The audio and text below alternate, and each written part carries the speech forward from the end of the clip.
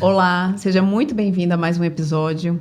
Esse é um projeto que nasce da convergência entre inovação, tecnologia e consciência. Porque falar do futuro não é apenas falar de ferramentas, é falar de impacto na vida real das pessoas. A Synergy EcoSys atua como um ecossistema vivo, conectando inteligência, pessoas e soluções para gerar transformação social com responsabilidade e propósito. E a Pura IA entra como uma catalisadora dessa nova era, aplicando inteligência artificial de forma prática e ética, ampliando o acesso ao conhecimento e aproximando a medicina do futuro da realidade cotidiana. Hoje vamos falar sobre algo que nos conecta profundamente, a saúde do coração.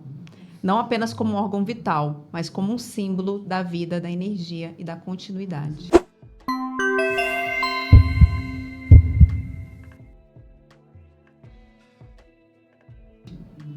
Hoje eu converso com o Dr. Adegil Henrique Miguel da Silva, o Dr. Adegil Henrique, cardiologista intensivista, especialista em insuficiência cardíaca e transplante cardíaco, médico assistente do programa de transplantes do ICTDF. Prazer te receber, doutor. Prazer é todo meu, Ilana. É uma honra estar aqui tendo essa oportunidade, né, de conversar, de poder transmitir informações de qualidade, falar sobre o nosso serviço, nosso trabalho, nosso dia a dia. Então é uma oportunidade ímpar da gente compartilhar informações e até assim, bem interessante, né, o que vocês falam, porque a informação é transformadora. Eu gosto de falar na consulta que o paciente ele tem que ser ativo, ele tem que participar do processo de retomada da saúde dele, porque ele é o maior interessado e ele precisa estar ciente não só de medicações, mas de atitudes, de hábitos de vida, porque tudo isso vai trazer o resultado final que a gente quer, que é o restabelecimento da saúde, né? Perfeito. Nenhum médico pode cuidar disso por nós, né? É uma escolha nossa. Vocês estão aí para nos apoiar, mas é uma escolha individual, né, do paciente. Perfeito. E me conta um pouquinho, o que te fez querer cuidar do coração das pessoas? Ilana, assim, eu sou apaixonado pela medicina, assim... Muito lindo. E é um cuidar do coração a partir do coração, né? É uma conexão humana mesmo. E assim, é uma coisa que acaba que, como a informação parte da gente, o paciente fica fragilizado.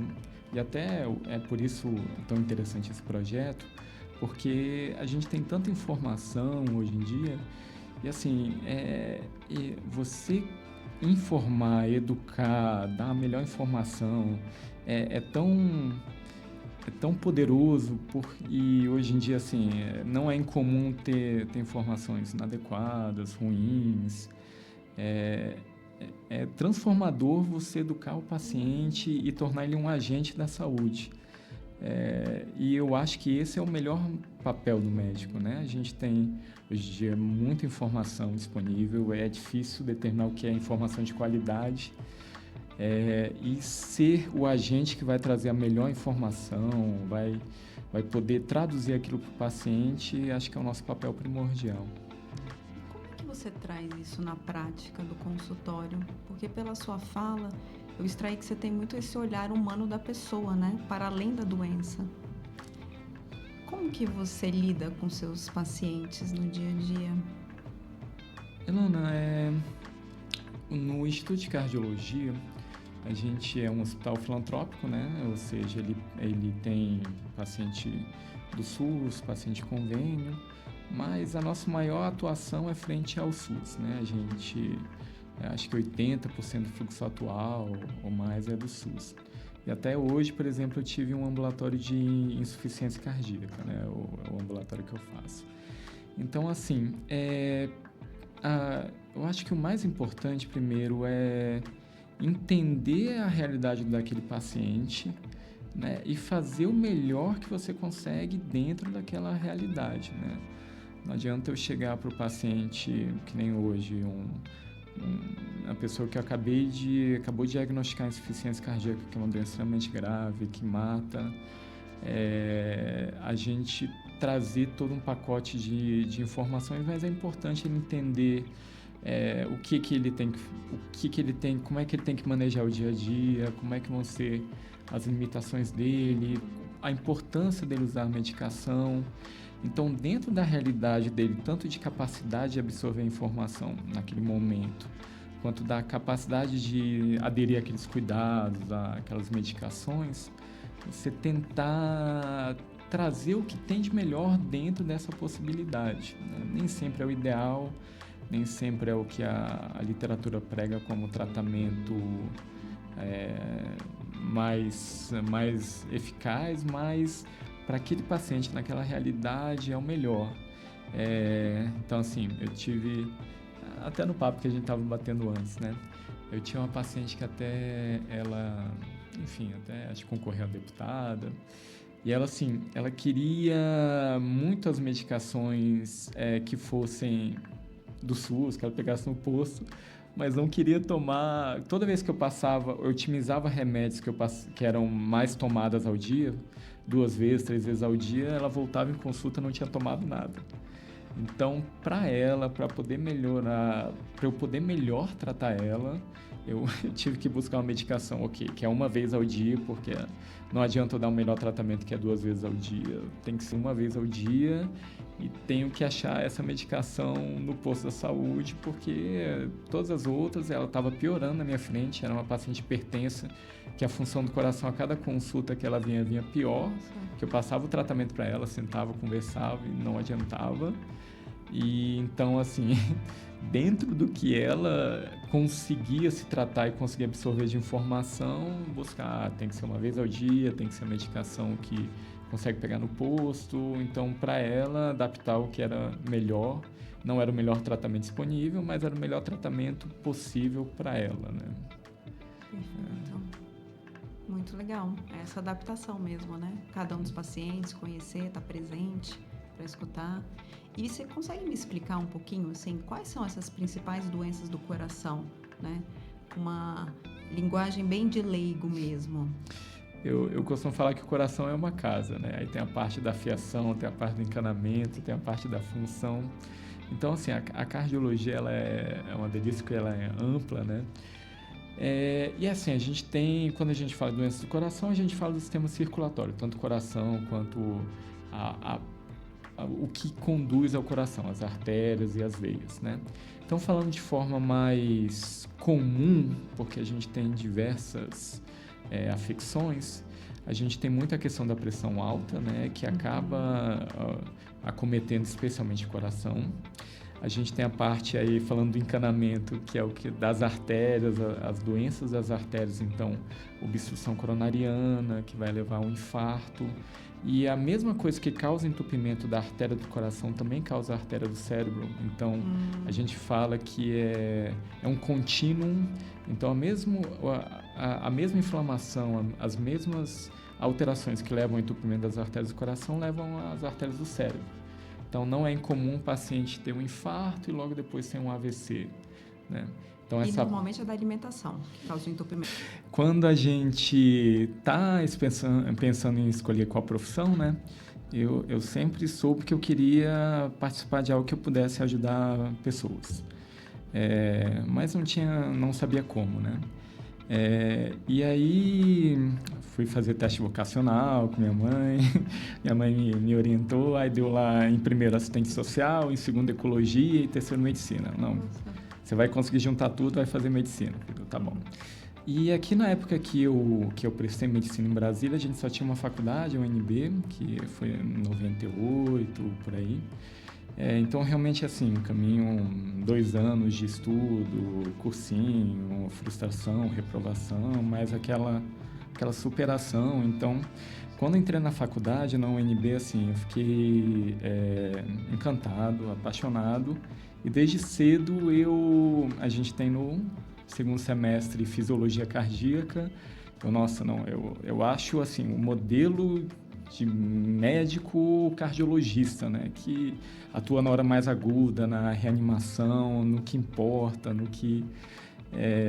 Mas, assim, eu ouvi de um professor meu que foi ótimo, o PC, Não, nada de ser especialista precoce. Vai estudar, vai aprender tudo, vai ter contato com tudo e depois você escolhe. Aí eu segui, realmente, fui aberto para tudo e no final continuei apaixonado pela cardiologia.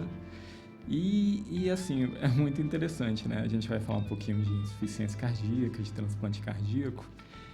Na época que eu fiz faculdade, que foi entre 2000 e 2006, era uma coisa que a gente ouvia tão pouco que eu até assim, esse negócio de transplante cardíaco, acho que eu vou mexer com essa área e ver se a gente consegue fazer alguma coisa assim já no Brasil ou Brasília, sendo que já tinha, né? Mas eu nem sabia. Mas essa paixão começou na faculdade, realmente assim. Eu tô falando, desculpa, eu gosto de falar. Fica à vontade, eu tô adorando essa história. A gente tem um período que é residência médica, né? Que a residência médica, assim, ela era muito puxada, hoje em dia a parte até já melhorou um pouquinho, já tá mais humano, mas eu cheguei a fazer 84 horas sem dormir, né? Nossa! Assim, e até assim, é aquela tipo de exposição que deixa a gente bem preparado, o corpo bem duro, mas que é bem sofrido. Sim. Eu fiz clínica médica na Unicamp, aí meu primeiro plantão, eu lembro que assim, eu não dormi uma hora sequer, aí eu estava cuidando de 120 leitos, aí assim, aí tinha um paciente que estava quase indo a óbito, eu lá em cima, aí me ligavam, não, tem outro paciente, aí lá reanimava, aí não sobreviveu. Nossa. Aí outro paciente também morreu à noite no primeiro plantão. No seu primeiro plantão? E aí um terceiro que a gente que me chamaram para reanimar, era o que a gente, assim, não tinha indicação de reanimação, no caso bem terminal, a gente vai lá, dá o suporte, e era um paciente com HIV que a mãe estava lá do lado. Nossa. Aí quando eu fui dar a notícia, conversar com ela, acabei de chorar. Olha. Ela me abraçou assim, meu filho, eu sei que você fez. Então, assim, mas nesse dia eu parei, olhei no espelho e falei, nossa, eu amo isso. Que lindo, que lindo. Então, é muito legal poder, mesmo que você não faça nada, tá ali do lado, dar o suporte, dar a tranquilidade, dar o conforto, dar o apoio. Então, eu acho que a cardiologia, ela permite você atuar em todo o contínuo da história, desde a prevenção até a piora e até o momento final, que muitas vezes é insuficiência cardíaco-transplante. Mesmo quando não tem nada para fazer, você tem muito para fazer. Sim. Porque você tem como confortar a família, confortar o paciente, orientar, dar um caminho nesses passos finais, né? Então, foi assim. Nossa, que lindo, obrigada pela sua fala. Eu tinha separado aqui uma pergunta para fazer e eu estava na dúvida se eu faria. Eu olhei e falei assim, não sei se eu vou perguntar isso, mas eu vou te perguntar agora. Eu acho que você já me respondeu, mas o que significa para você cuidar desses pacientes que estão entre a vida e a morte? Ana, assim, primeiro que, assim, é muito comum na medicina a gente ser um pouco arrogante, né? Assim, achar que cura. E quanto mais você estuda, quanto mais você se informa, a gente vê que a gente eu gosto de falar que a gente é modificador de probabilidades, que a gente melhora probabilidades, né? Que, assim, a gente não cura, a gente melhora a probabilidade, orienta, dá o melhor tratamento possível, mas por vezes, mesmo com o melhor tratamento possível, mesmo com a melhor informação possível, você tem um resultado adverso, né? Então, quem trata a doença falha, e falha muito. Quando você trata a pessoa, você